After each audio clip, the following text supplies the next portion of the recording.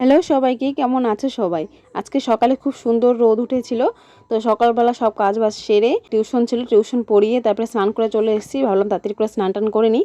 আর এখন যা ওয়েদার হয়েছে, না গরম না ঠান্ডা, রাতে ভালোই ঠান্ডা লাগে আর দিনের বেলা একটু গরম লাগে। আর এই স্নান করে আসলে কি এই স্কিনটা মানে হালকা ড্রাই লাগে, ওর জন্য একটু বডি লোশন মেখে নিলাম। এখনও সেরকম ঠান্ডা পড়েনি, তাও এরকম মানে ড্রাই হয়ে যাচ্ছে স্কিনটা। তো আমার পুজো জ্বালানো হয়ে গেছে, এখন পুজোটা দিয়ে নেবো।